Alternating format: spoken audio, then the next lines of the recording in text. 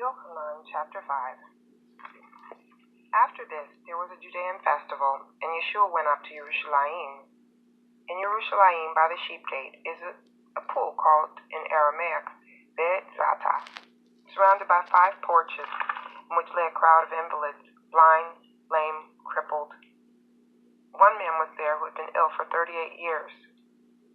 Yeshua, seeing this man and knowing that he had been there a long time, said to him, "Do you want to be healed?" The sick man answered, "I have no one to put me in the pool when the water is disturbed, and while I am trying to get there, someone goes in ahead of me." Yeshua said to him, "Get up, pick up your mat, and walk." Immediately the man was healed, and he picked up his mat and walked. Now that day was Shabbat, so the Judeans said to the man who had been healed, "It's Shabbat. It's against Torah for you to carry your mat." But he answered them, "The man who healed me, he is the one who told me, 'Pick up your mat and walk.'" They asked him, "Who is the man who told you to pick it up and walk?" But the man who had been healed didn't know who it was, because Yeshua had slipped away into the crowd. Afterwards, Yeshua found him in the temple court and said to him, "See, you are well. Now stop sinning, or something worse may happen to you." The man went off and told the Judeans it was Yeshua who had healed him, and on account of this, the Judeans began harassing Yeshua because he did these things on Shabbat.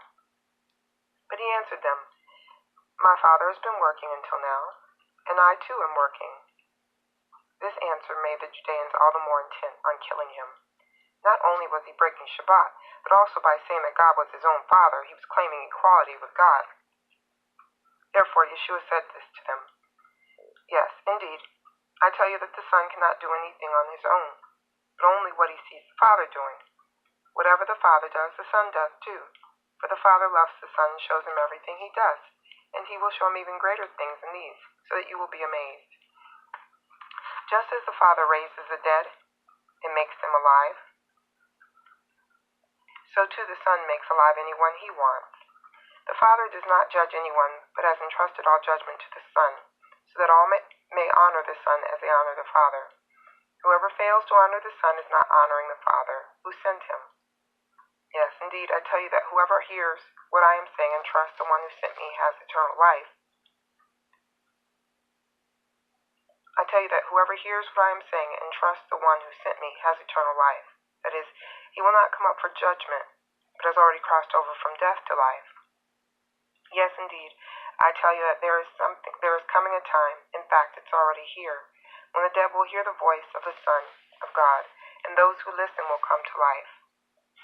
For just as the Father has life in himself, so he has given the Son life to have in himself. Also, he has given him authority to execute judgment, because he is the Son of Man. Don't be surprised at this, because the time is coming when all who are in the grave will hear his voice and come out. Those who have done good to a resurrection of life, and those who have done evil to a resurrection of judgment. I can't do a thing on my own. As I hear, I judge, and my judgment is right, because I don't seek my own desire, but the desire of the one who sent me. If I testify on my own behalf, my testimony is not valid, but there is someone else testifying on my behalf, and I know that the testimony he is making is valid.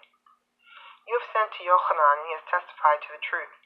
Not that I collect human testimony, rather I say these things so that you might be saved. He was a lamp burning and shining, and for a little while you were willing to bask in his light.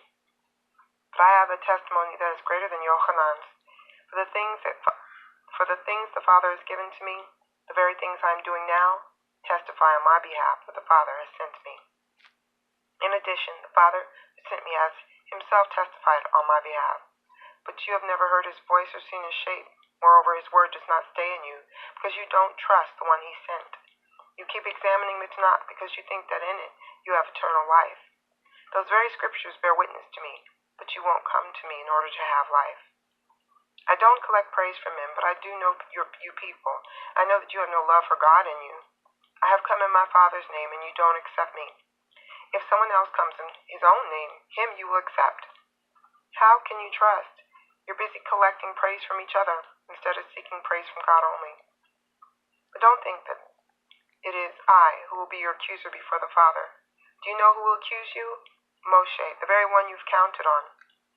For if you really believed Moshe, you would believe me, because it was about me that he wrote. But if you don't believe what he wrote, how are you going to believe what I say?